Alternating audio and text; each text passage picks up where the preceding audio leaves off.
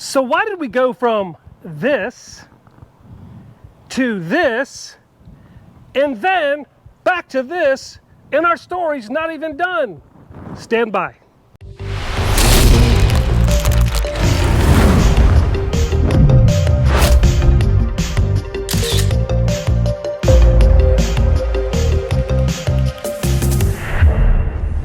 Everyone, we wanted to let you know that we're going to be at the Hershey Show in Pennsylvania coming up in September. We are so excited. Yes. Yes. And we would love to meet you. We are actually going to be one of the influencers, and we'll be there on Thursday From 3:30 to 4:30 p.m.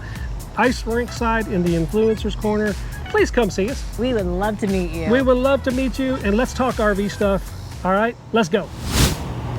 Hey, so I'm Michael. And I'm Chris. And we have been living in an RV full-time for about 1.5 years. And we had to make a decision at one point. We are pastors, if you don't know that, and we were living in a parsonage that is right next to the church.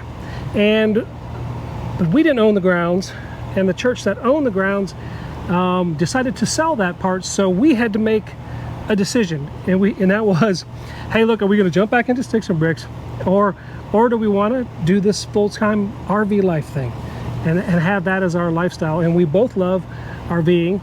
So I put it all in Chris's hands, and she made the decision for us. Yeah. No, well, we had a fifth wheel at the time. We had a Riverstone Legacy, a 2020, that we really liked a lot, but the bedroom, the bathroom, just from a full-time living standpoint, didn't necessarily make sense. And so, you know, we knew that, I mean, we were literally starting up a brand new church. So we knew that we wouldn't be out on the road. You know, the majority of the time we would probably be parked in a home location, which we are very lucky to have a spot near our church that we get to live in full time and then go out from there. Yeah, and so the thought process was, this is our thought process, okay? It doesn't mean it's right, but this was just our thought process was, hey, so, okay, we're gonna take this leap. Let's leap into something that just feels a little bit more substantial than what our Riverstone was. Something that's, you know, a little stronger. The wood's a little bit better. It's a little bit better insulated. And the most important thing in that process was finding something that we could roll down the highway and Chris could use the bathroom whenever she wanted without me having to pull over. Well, Michael was definitely wanting to move into the Class A world. I could say I was a little more apprehensive. One, because I love the living space and the layout of a fifth wheel, and it just feels like something that maybe is better suited for, you know, people that are less mobile. Yeah, and so long story short, we started researching, and we should have never watched Andrew Steele's channel, because that just, like, you know, got us. Anyway, we love his channel. And so we started watching a lot of videos on Class 8 and doing research. We kind of zeroed down brand-wise, you know, what we wanted, and that was a Newmar. And we also knew that there was no way, folks, that we were going to be able to afford a brand new one. So we started looking for gently used, and there was quite a few out there. So we honed in on one. We were looking at Dutch Stars, Mountain Airs. If there wasn't, we looked at a couple Essex. We stayed in that, you know, Newmar brand, and I'm talking, you know, big rigs too, and I'm talking Class A's. We're talking anything with a tag axle 45 feet long. So we did some research as far as tires and what kind of engines, and, you know, some of the basics to just kind of wrap our head around a little bit. And we knew one of the things going into it, probably that tires were going to be expensive. However, it was way more expensive than what we thought. We'll get to that in a second. And so we found one after searching, you know, the one that we had, the 2020 Newmar Mountain Air. It had about 25,000 miles on it. We heard it was a one owner, and it had been parked inside. I mean, it was immaculate inside and out. Yeah, definitely gently used. And it had a 500 Cummins in it. And anyway, so we were like, wow, this thing's in really good shape. So we went to an RV show over in Tennessee because the dealer that we were dealing with was bringing it over there. And so we went over and looked at it, and of course we looked and we're like, oh my gosh, this thing's beautiful. And and Class A's for what they are, especially Newmar's. I mean, when you walk in them, it's impressive compared to a fifth wheel in a lot of ways. Even if you're just impressed by having real tile floor, in a coach, and it's heated on top of it, the woodwork, the detail in the woodwork, like you could feel it. They're just substantial. I mean, they are. You feel they're very more much substantial. Yeah, it definitely feels residential versus, you definitely get a little flimsier quality in the, lesser brands. So long story short, you guys know this, we made the leap. We purchased that Newmar, and when we brought it home, I mean, we were super excited. It was very nice actually having everything, contained in one, and that drive home was, pretty exciting because Chris got to use the bathroom whenever she wanted. I didn't have to stop. And that big giant window and the cushy, and the chairs were like, seat with the recliner. Like lazy boy recliners. It was almost too comfortable. The air ride suspension, the air brakes.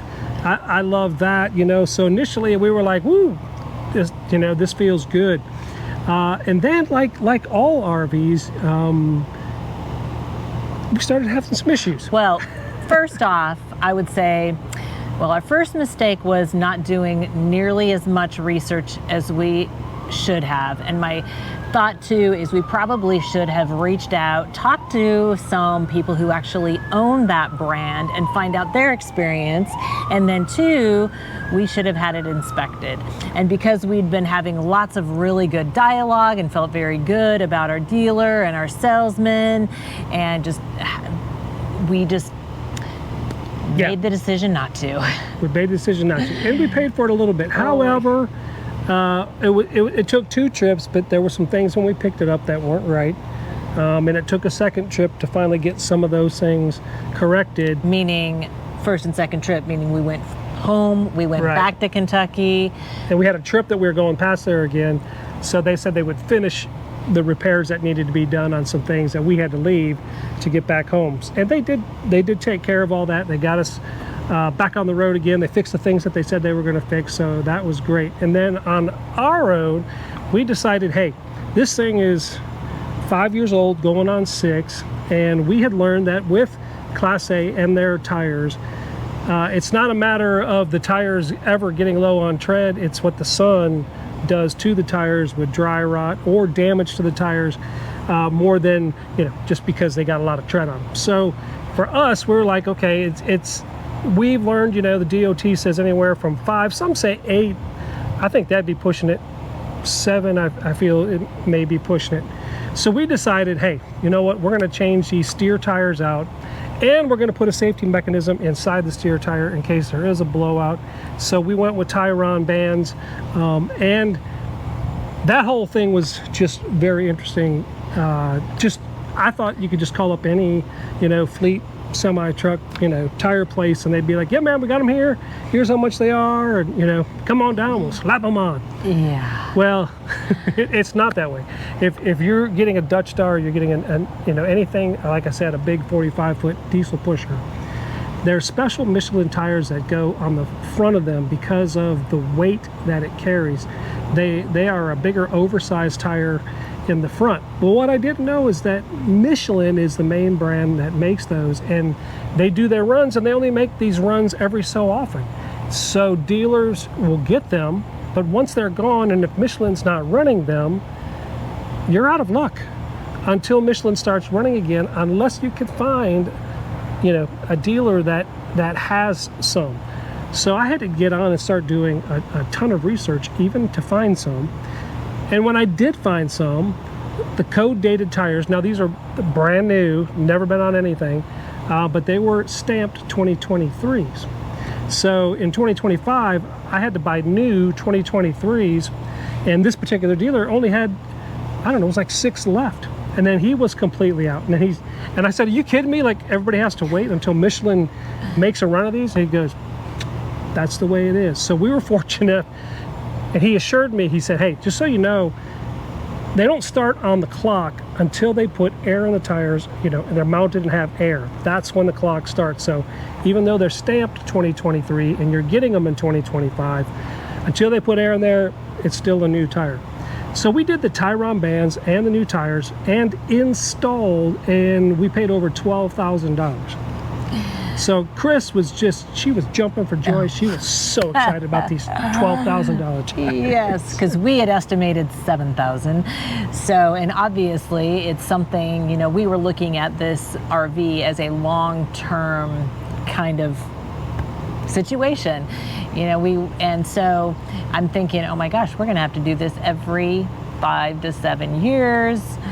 And that's just for the 2 front tires, not to mention that there are 6 tires in the rear. Yeah, so that's really got the wheels turning after we made, that investment. And then we just started having issues. And with our hydraulic leveling system, we had lots of issues with that. We actually had to be in a hotel room a couple of different times. As that got fixed, we ended up spending money on things that got fixed that probably really didn't need to be fixed, in like $1,700 here and we have extended warranty, by the way. So our extended warranty did cover some of our things. Yes, but here was the one thing too.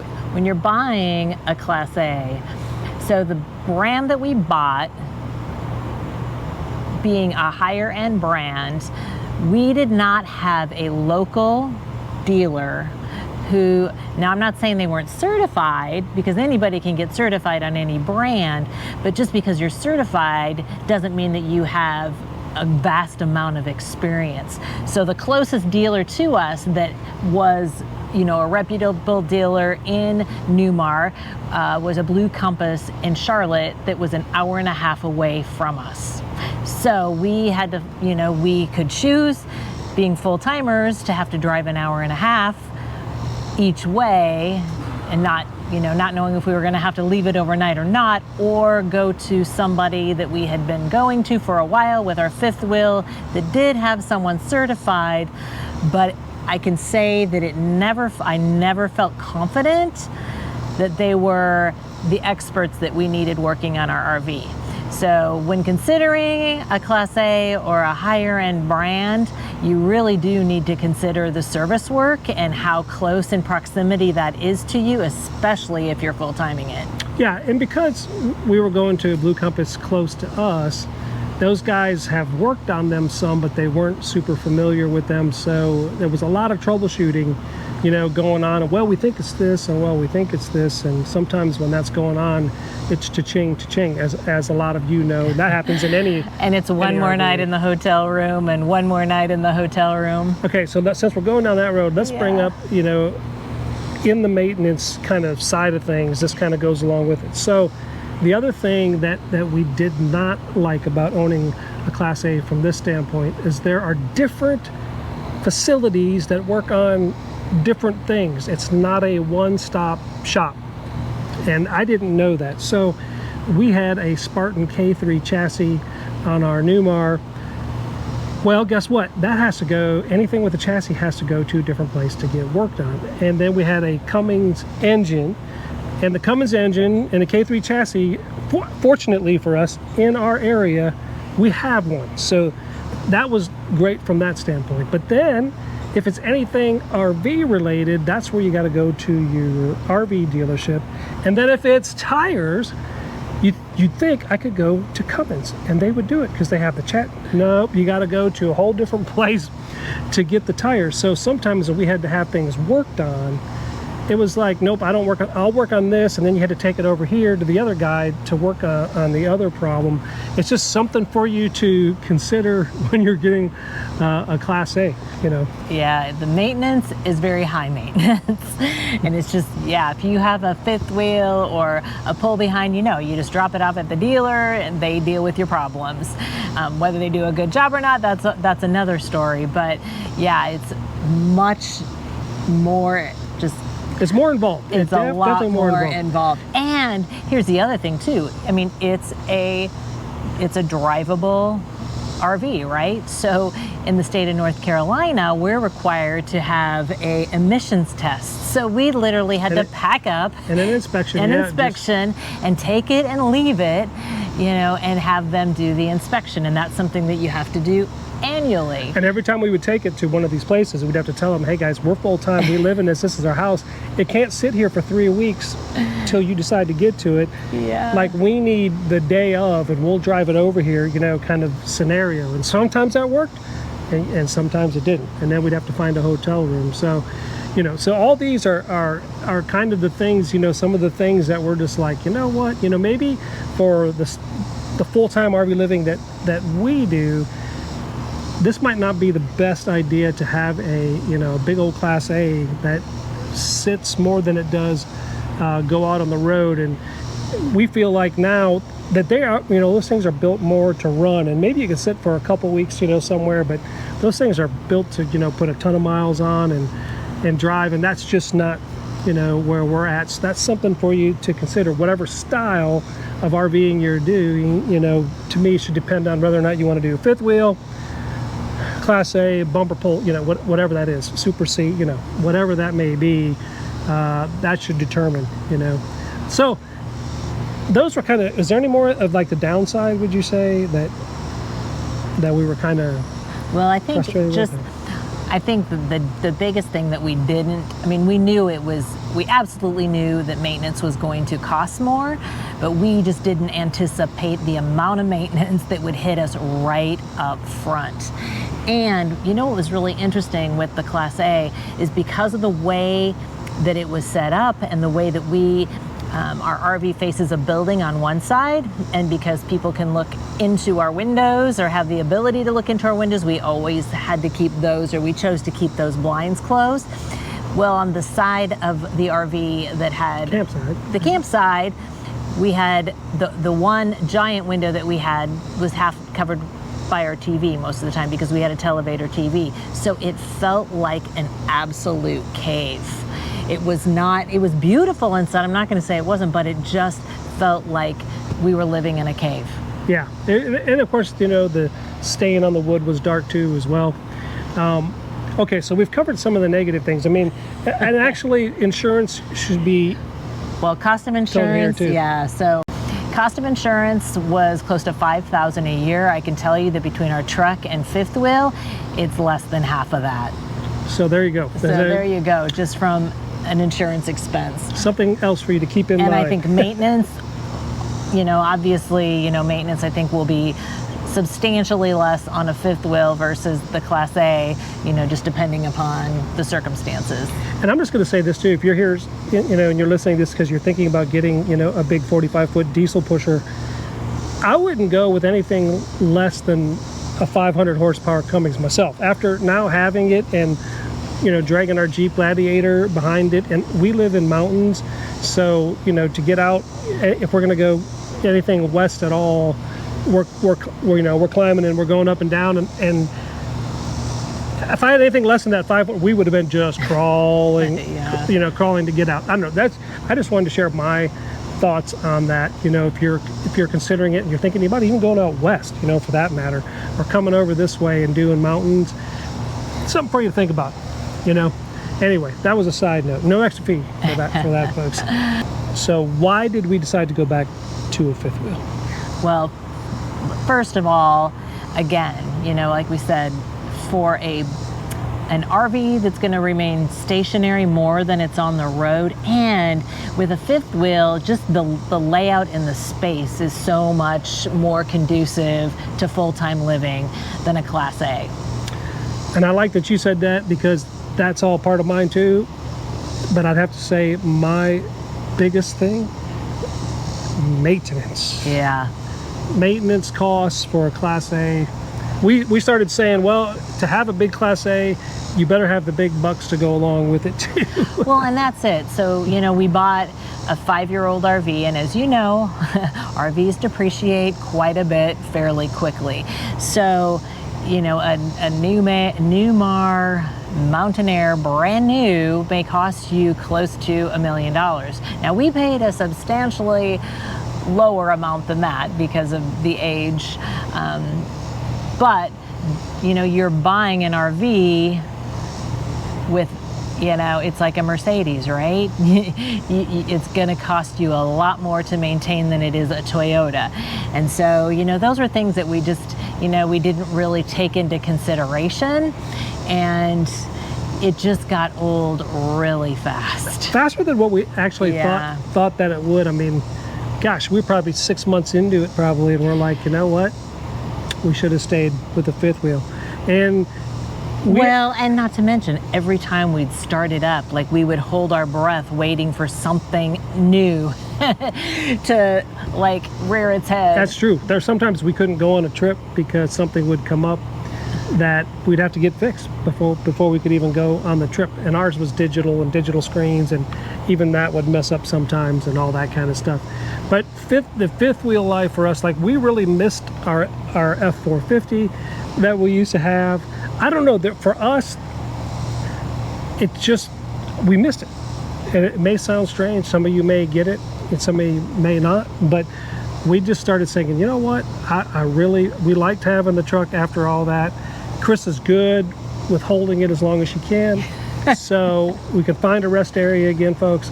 But we also, guess what we do? We put a little fresh water in the fresh water tank. Not very much because you don't want to get too heavy.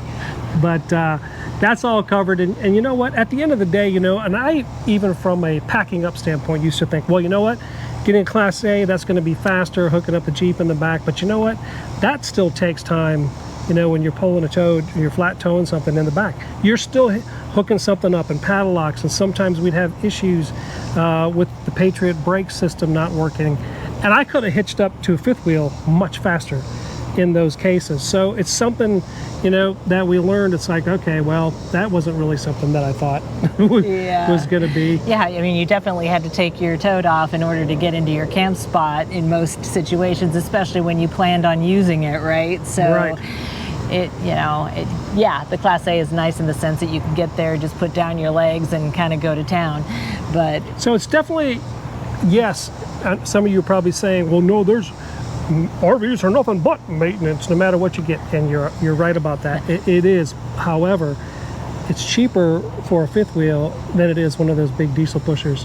I can tell you well, that. and I mean, there's just so many moving parts and pieces and all the electronics. I mean, literally we had little panels everywhere in that RV that we could use to open the blinds, turn the lights off, open the fans. Like, there were so many things that could go wrong, and in some cases did go wrong. You know, so a fifth wheel just doesn't have all of that, you know, additional, you know, it seems really nice. It does to have all of those, like, those high-end features, but boy, there's something about going back to the basics. Yeah. There's just less to worry about. And I get it, you know, there's Firefly systems, and fifth wheel have one control systems, and so there are still some systems, you know, in a fifth wheel that you have to deal with. But, you know, from what we had to deal with, I'll take those. I'll take those on, and there's just something about us being able to, you know, if we had an issue, which we haven't had any issues with the fifth wheel that we currently have, but if there's an engine issue, you know, with the truck, I can disconnect it. I can go take the truck, and guess what? Our house stays, you know, right where it's at. We don't have to pack up everything and talk to the dealer and say, we need this back. Otherwise, we're hoofing it in a hotel. You know, there's just so many things. Yeah, when you're full timing in something, it makes or breaks, you know, a lot. So we're back in the fifth wheel life, and if you've watched our channel, it's an interesting story because we bought one, but it is not our final one. So let's talk about, you know, us being now in the Influence. And what was your first feeling the very first time that we brought it home? Yeah. After living in a Class A for over a year. Well, it felt like we'd moved out of the cave. And, you know, and clearly we had dark woodwork in the Class A, so much lighter woodwork, big wide open windows that open out to this great space that's behind us here. Like, it literally felt like we were camping again. It felt like we were in the woods. And the kitchen, oh my gosh, you know, that was that was the one thing I didn't want to give up with our Riverstone, because we had a front kitchen and there was so much counter space, so much storage space. And so, you know, we're back to a kitchen now with an island and a pantry and a coffee bar, and we've just got, you know, all the space that I like in a kitchen. Yeah, I mean, like Chris said, the taller ceilings. Yeah. The brighter. I mean, for us, it was weird. Like, we're like, man, it's like a breath of fresh air. I don't know. It just felt more freeing. It kind of felt like we were strapped to something that was almost like a little bit like anchor. like a hardship, you know. And all of a sudden, you just, I don't know, everything for us. Now we're just talking about our personal experience. Yeah, but we did. We both were like literally, when we brought that fifth wheel home, we both said that we felt like just like something, like a burden had literally been lifted off of us, and we haven't turned back. We haven't regretted it at all. Yeah, so the influence, you know, going into a Grand Design, you know, for us, we thought, well, hey, this is going to be another experience that we can share with all of you, because although it's not our final fifth wheel, it's a new experience for us to be in a Grand Design product and see what that's like, and see how we like it, how, you know, how we don't like it, which we put that video out last week of a tour on the inside. We still need to do something on the outside too on that, but just going back to a fifth wheel has, for us, it's been a game changer. Yeah, we are so happy to be back, and you're gonna have to stay tuned to our channel, because we're getting close, folks, to revealing what our final fifth wheel, our final landing spot was going to be. We actually had the opportunity to go over to Indiana to the manufacturer, and we got to see our RV on the line, literally on the line. And we've never done that, so that was just super cool. Yes, I can't tell you how cool that was. And it was, talk about just favor and luck. But the day that we were originally supposed to go through our tour, we had a tornado watch, a huge one, where all the sirens were going off, and as we were driving around trying to get to the building, as we were on our way to the manufacturer. And so of course all of the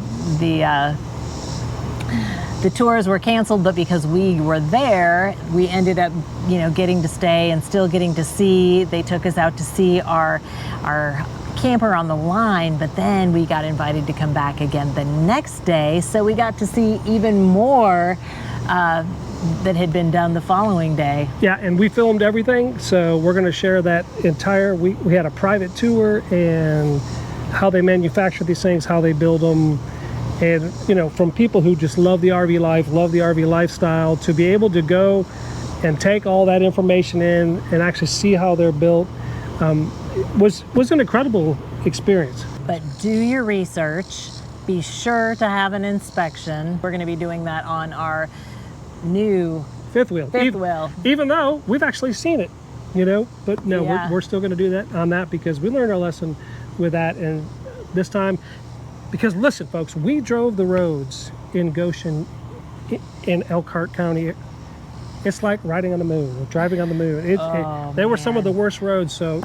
Yeah, we were actually glad we didn't pull our fifth wheel with us, because it was really bad. It's like, no wonder they get to the dealerships in the condition that they're in. Oh my gosh. Yeah. Anyway, so thank you guys so much. And if you like this video, we would love for you and be honored if you would subscribe and give us a thumbs up. Hit that notification button, so every time we post a video, you will be notified. And with that, we say God bless. And safe travels.